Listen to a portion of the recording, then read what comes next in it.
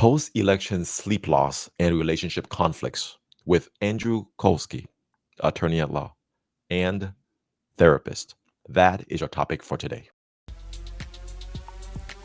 Welcome to the Lawyers and Mediators International Show and Podcast, where we discuss law and conflict resolution topics to educate both professionals and everyday people.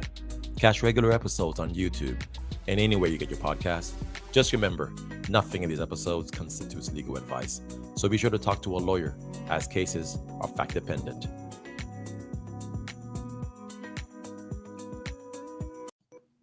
Hey everyone, this is attorney Mac Pierre-Louis, lawyer, mediator, arbitrator working throughout Florida and Texas, and welcome back to the LMI podcast show. This episode coming to you right after the election of President-elect Donald Trump in 2024 elections, and posting this right before Thanksgiving break, where people all around the country and the U.S. will be getting together with family and friends. So wanted to have this talk with Andrew Colsky, LPC. He is an attorney. He's a licensed therapist.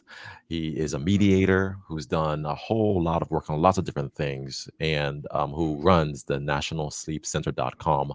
And Andrew has actually been on the podcast before where he's talked about conflict resolution, and he's an author as well. Let me not forget to say that. Because you wear so many hats, Andrew, wanted you to reintroduce yourself to folks. Just take a couple minutes to tell us a little bit about your background, and then we'll get into a conversation about sleep loss, something you are passionate about, as well as how to deal with conflicts in your interpersonal life. And go ahead, Andrew, tell us more about yourself. Sure, great. Thanks, Mac. I appreciate you having me back on here. I'll try and put my background into context here so it makes sense, because it sounds like it's all these random things all over the place. But really what it's all about is, as an attorney, as a mediator, as a clinician for mental health, what my interest is how people think, why they do what they do, what's going on in their thought process to get them to take the actions they take.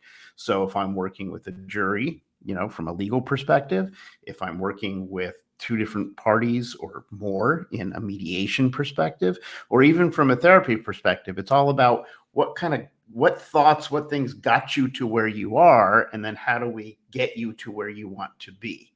And so to me, in my mind, it all fits together well. And a lot of the similar skills are used in a lot of places. So that's what got me to where I am. I'm excited to have this conversation today because it brings that together. It brings together conflict and sleep and all the things that are going to be really relevant to people when they sit down at that Thanksgiving table. Yeah, thank you so much. And so I wanted to screen share your website. First off, this is the nationalsleepcenter.com. If people want to contact you, get a hold of you, they can definitely go to this website and learn more about what you do. And it's not every day you meet an attorney who also specializes in sleep studies and sleep therapy. And I remember last time you were on, you actually were in Houston right before you came for the talk. And I believe you were here for a conference on sleep studies, right? I was. It was the big annual conference. They call it Sleep 2024, and all the sleep doctors and researchers and companies, everybody was there. Yes, yes. And well, sleep is something that we all need and something that will help keep us strong and healthy if it's done right. So appreciate your time. Now, the discussion today is because a lot of us have very strong feelings and strong emotions when it comes to politics in this country. We're a very divided country, as you know. That's an understatement in many Mhm. regards. And recently, I was online checking out this article by On Time magazine. It was actually published the morning of election day, November 5th. And Mhm. it's titled How to Sleep When You're Riddled with Election Anxiety. And it's just a coincidence that there's a alcohol bottle, advertisement right next to the article. Has nothing to do with it. But how to sleep when you're riddled with election anxiety. And in the article, it says that according to a recent American Psychological Association survey, 25% of adults have already lost sleep over the US presidential election, even before it skidded into its feverish final hours. And experts say, one expert said, I see 9 clients a day, and the election comes up in 6 of those sessions. A therapist in Columbus, Ohio. It's been on everyone's mind, and it's completely normal to struggle with sleep leading up to such a big election. So of course, when I read that, and look, I try not to lose sleep over these things. I have not lost sleep over these things, although the whole election thing has been on my mind, like for many people. But when I read that, and I'm realizing this is a big, big problem, in this country, I thought of you. So wanted to have you come on and discuss it. So why don't we start off with what causes sleep anxiety? First off, let's start from the very beginning. Why do so many people exhibit anxiety in their sleep? Great question. I appreciate it. And there's a lot here. My personal approach to things, especially when it comes to sleep or any other mental health disorder, is a very scientific approach. So I always like to understand what's going on in the brain, what's going on in the body, what environmental factors get us to where we are. And the concept of politics as it relates to sleep is, as you said, very, very prominent right now. And if you speak to any mental health professional out there, they're probably going to tell you the same thing, that they see this uptick in calls and things from people because they're having this anxiety. And it's interfering with their sleep, it's interfering with their work, it's interfering with just their daily functioning in many cases. So let's talk about for a minute why that is and what's going on. So first thing is, when people are anxious about something, anxiety is worry about unknown things in the future. So, okay, we have a new politician in office, wherever it is, doesn't matter who it is or where it is, but I don't know what that person's going to do. I don't know how that's going to impact me. I'm afraid, based on political ads and whatever, that it's going to impact me negatively. So we have all these concerns about how is this going to affect me and the bigger picture in the future. And since it's the future, we're not there yet. We don't know. So we don't have an answer. And so what our mind does is it kind of spins in this worry loop, because we're thinking about all the possibilities and all these things, but there's no way to know. So you get caught up in that. So what does that do? Well, what that does is that causes this hyper arousal of our fight and flight response. And that's the response that we have, that we don't put it through our frontal cortex where we have all the complex thought. We just have those initial fears to try to keep ourselves safe and alive.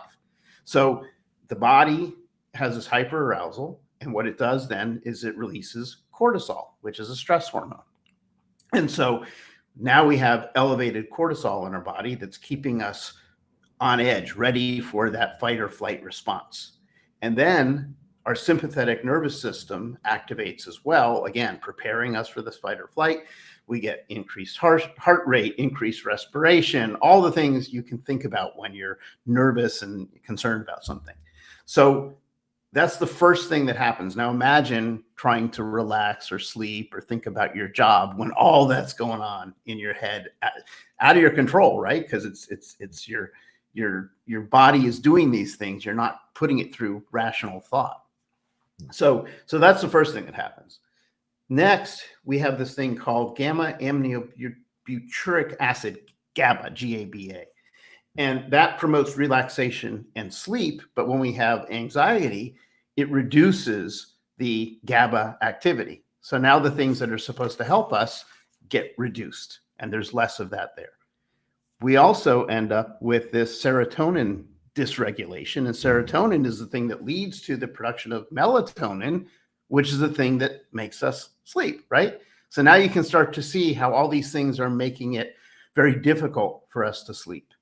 And, just quickly, the other things that happen is we have these racing thoughts, we have sleep onset insomnia. I can't get to bed because my thoughts are racing. We have impact on the type of sleep we get. There's 4 different stages of sleep. We can talk about this later if you want to, but Yeah. just generally. And there's more, but that's kind of basically, so our body is sort of taken over when we have these anxiety type of thoughts. So all of that's happening inside of your body, but then what are the negative consequences that come from all of this? Well, there's a lot. The first thing is that because our mind is racing, it's very hard for us to concentrate. So we have sort of this, I'll call it brain fog, because I can't concentrate on my work or my relationship or anything else because I've got this constant, stuff floating around in my brain.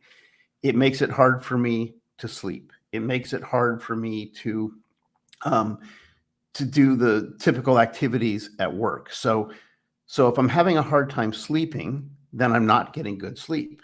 If I'm not getting good sleep, what does that mean the next day? It means I'm going to be sleepy the next day. Did you know that sleepy driving, for example, is more dangerous than driving under the influence of drugs or alcohol? Because we're so tired and we may get to the traffic light or something and we get what we call a micro nap. And you don't realize it. You're sitting there in front of your, car, you've got the steering wheel, you've got the gas pedal and all this stuff. And then you don't even realize that you quickly nod off. And then what happens? You get into an accident because you're not paying attention. You're not in control of the car. So there's a lot of consequences that come from this. And I'm going to tell you one other one that I've been researching lately, which is very scary. A lot of research is being done now, and a lot of the articles that I've been reading are literally from studies published in 2023 and 2024. Okay. And what we're finding is there is a big connection between sleep and dementia.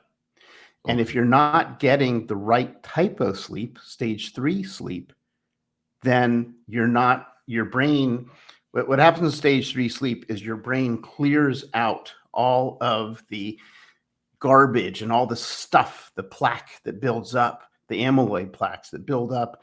And then that's what you see in dementia, is brains that have all this extra amyloid plaques in there. And so if you're not getting stage 3 sleep, your brain is not clearing that out. It's building up. And as we get older and older, there's more and more. And the studies are showing how that can lead to dementia. So there's a lot of reasons why we want to sleep well. Yeah, so stress literally can kill you, right? I mean, Absolutely. we've always known that, but now you're saying that there's more specific scientific research to back it up when it comes to sleep, your lack of sleep. Right.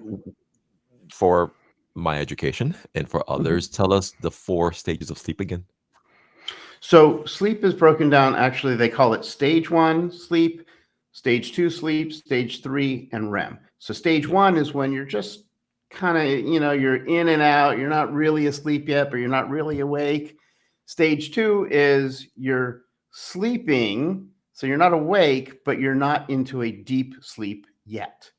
Stage 3 sleep is your deep sleep, and that's where your brain and everything really relaxes.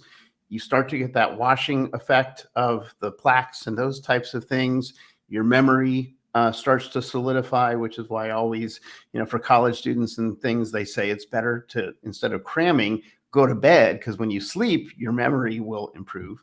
And then your REM sleep is that part where your muscles basically all kind of freeze up and your body's in such a deep state that the dreaming and those types of things occur there. So those are your 4 stages. Yeah, well, of course, that's fascinating. I didn't want to stump you and put you on the spot, but I figured you'd have a good and quick answer for that one. Thank you. Sure. So you have what happens in your body, and then Mhm. it converts over to the negative consequences that you experience, health wise. But then it's going to impact your relationships as well, and it's going to inevitably come out in crankiness, moodiness. It's going to take that stress is going to manifest itself, I presume, and how you discuss conflicts and including political conflicts with other people. I've seen some of these quote unquote meltdowns on video, post election, where people literally are screaming into the camera because there's certain candidate didn't win. And I'm just like, that's probably not a good way to handle it publicly, especially for the long terms, because the internet is forever. However, people are trying to cope. They're trying to do what they've got to do. So, what are your recommendations? What are your thoughts? How do you reduce conflict at when in your waking up hours, where you're actually dealing with other people? Yeah, and that's an important question to ask, and it's actually kind of interesting as you kind of dig into it, because as a therapist, when I'm working with someone who's having trouble that's related to all of this conflict, they need to get some skills and learn how to deal with it. Yep. And there's a lot of very common mistakes that people make, and then there's some things they can do to avoid those. So let's talk about some of those for a second. One thing is, if you're on, one side of the political spectrum and you have a family member on the other side of the political spectrum, the desire seems to be, oh, I'm going to convince that person to come to my side. And the chances of that happening are pretty much zero, right? Because people are right now anyway, with all the advertising and all the stuff that's been going on through the political angles, they're very polarized, and they're very, what we as a people in general have done through politics and all is we've come up with ways through social media, through regular media, through other things, to very much create these little sound bites and these little clips to polarize people. But what you never see is an actual discussion about an issue. It's all about, how do I otherize the other person? How do I, and you see this all over YouTube and social media, is how somebody told somebody else off, how they put them in their Destroys place. them.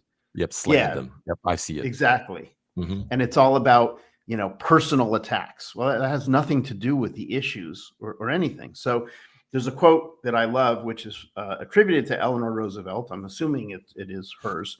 She says, "Great minds discuss ideas. Average minds discuss events. Small minds discuss people." And that's where social media tends to be at right now, is the small minds discussing people and very little of discussing ideas. So how does that all mean something to your audience? Well, here's what it means. If you're going to have a discussion, you're sitting around the table at Thanksgiving, tensions can run high with Uncle Bob or Aunt Sarah or whoever it may be, right? And so my advice to my patients is, number one, don't come into the conversation with the thought that you're going to change their mind, because you are not going to change their mind.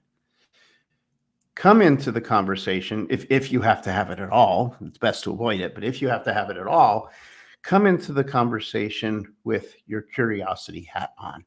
And what I mean by that is this: you don't have to agree with them, but if you ask open-ended questions with the intent of just hearing them out, understanding their view, you may not agree with it. You don't have to agree with it. That's not the purpose of the conversation. The purpose is to have an open-ended conversation where you are curious. You don't respond. You don't try to, yeah, but you don't try to, change it. You don't use any of this. Yeah, well, that's stupid. None of these types of words are not helpful. Accept the answer and let it be and move on. Because what may happen is, number one, you may learn a little bit about what makes them think that way. And it may make them be curious to ask you something in kind. So, instead of focusing, this is like sort of a thing that I see that really bothers me. If I listen to the radio, you have C-SPAN, which is out there, and they do this thing where they say, Democrats call in on this line and Republicans call in on that line. Yeah. I think that should be abandoned immediately, because it says that anyone who identifies as a Democrat must think this way about all these issues. And if they identify as a Republican, they must think that way about all those issues. Well, they don't. People are individual. People have their own thoughts. They may agree with some of it, not other parts. They may agree with Yep. parts. So we need to cut that stuff out. We need to start talking about the issues. If you believe X on this issue, call in on this line. If you believe Y on this issue, call in on the other line. But we created this polarized otherizing. So you have to stop thinking of people as the other and talk about what is the issue. So that's the biggest thing to do in terms of those discussions, in my opinion. Well, we recently had a guest on who wrote the book America in Therapy. And she basically said the same exact thing. And that is, we oftentimes look at all this from a zero sum game, where if the other person gets what they want, then I've lost. Right. And there's benefit in opening the door for possible, you know, for someone to possibly hear you out and vice versa, so that you can see where there might be places of mutual agreement. But if people simply close it out and automatically conclude that the other side is wrong, you're never going to get anywhere. So thank you for that, because in the next 10 days or so, once Thanksgiving day gets here, I think a lot of Americans are going to be dealing with this. So what about practical tips, from you on how to reduce sleeplessness, because that's going to obviously reduce, in my opinion, the interpersonal conflicts people might have as well. So, how do you deal with the problem that we've been discussing today? Right, right. Very, very important question. I'm glad that you asked that. So, there's a lot of things that I'll share with you here that are sort of quick tips that are meaningful. Obviously, the bigger picture is a bigger focus and more hard work to get there. But let's just talk about some basic tips to get started. So first thing is, if you think about pretty much anybody who says that they're having trouble sleeping, typically at least what I picture in my mind is a person laying there in bed. They got their cell phone in their hands and they're scrolling through, reading all the stuff that irritates them and getting themselves all worked up, right? They've got that blue light, in their face. Maybe they're watching TV. They have a big screen TV in their home because big screen TVs are relatively cheap these days, so everybody's got all that blue light hitting them. And they're not sleeping. They're laying in bed doing all this other stuff to amp up their anxiety. So the first thing is, if you're laying in bed, you don't have any screens, no iPads, no phones, no TVs, none of that stuff going on. You need to make sure that you leave that outside of your bed. There's a saying in the sleep industry, which is beds are for sleep and sex only, period. If you're not doing one of those in bed, get out of bed. And that's really important when it comes to insomnia treatment and other things. So that's one. The second thing you can do is, when you worry about something, like we talked about in the beginning of the episode here, you're going in this cycle, right? You're not getting anywhere. You're just worrying and worrying and worrying because you can't change the future. There are things you can do for yourself, but basically you don't control the whole future. So one of the suggestions is, before you get into bed, get yourself a little journal and write down all of your worries. That way your mind can say, okay, I'm not going to forget. I can come back tomorrow morning when I wake up, go back to and I can start worrying again. But for the night, I'm going to put it in the journal. I'm going to leave it there. And that was I can schedule some worry time, not in bed, before I get into bed. And I've done my worry time, and now bed means sleep. So that's another thing you can do. A third thing would be, in my opinion, when you are getting ready for bed, you have sort of this wind down routine that you can create. Normally people will go and they'll brush their teeth and they'll change into bedclothes and, certain types of things. But maybe you want to find a book or something to read that has nothing to do with facts or politics or anything else, just something fun, a fun story, short stories, something you're interested in, a hobby, but something that lets your brain think about something totally different, so that you're not, all amped up on politics before you go to bed. And then, my personal opinion, I don't like to see clients using over-the-counter sleep aids or prescription sleep aids because, we call them sleeping pills. They're really not sleeping pills. They're sedatives. Mhm. Sedatives give you stage 2 sleep. So you feel like you're sleeping. You don't get stage 3 sleep, which means you don't get to that point where your brain is washing out all the plaque and all. So you're making yourself sicker in the long term. So it's all about good sleep hygiene. Do you have a comfortable room? Is it dark? Are all those LED lights of all those things turned off so that you get darkness? Is it quiet? Is it cool? Do you have, comfortable sheets, comfortable clothing? So these are things that we work on when we're dealing with people who have chronic insomnia.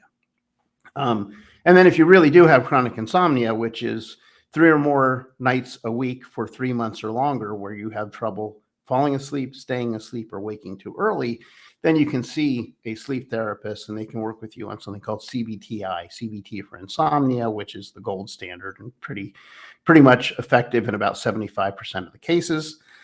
Um, so those are just some quick tips for you. Got it. Well, great quick tips. Thank you so much for that. All right. So if people want to, again, learn more, they can go to your website, nationalsleepcenter.com, and check you out so that they can see what other services you can provide. And conflict So resolution I'm gonna give you therapies. two. Yeah, I go was ahead. going to give you two other tips there. Yep. So I also, within the last couple of months, I launched a radio show called Sleep Oh, yes. Science Today. Tell me about And that. I have a website, sleepsciencetoday.com. If you go there, you can listen to the radio show. We also have it up on YouTube, so you can watch the radio show as we do it. And we talk about all sorts of sleep topics that are relevant to the average person and trying to get better sleep. I also didn't even think about it until we're talking now. I just came out with a new book called um, How to Sleep Well, or How Can I Sleep Well? It's available on Amazon. You just look up my name, Andrew Kolsky, Colsky, and it's 150 of the most common questions about sleep answered with all of the research to support it. So it's a pretty thick book, but it covers all the questions that we have about sleep. So Sleep Science Awesome. Today radio show, and the book might Yes. be helpful. The radio show and the book will definitely be in the show notes so people can learn more about them and know where to get the book. Awesome. Well, Andrew Kolsky, I appreciate your time. Thank you so much for coming on again and sharing your knowledge, which has been great and insightful. Okay, everyone. Until next time, come back on lmipodcast.com and the YouTube channel, Spotify, and it's everywhere. So until next time, everybody, take care. Bye bye.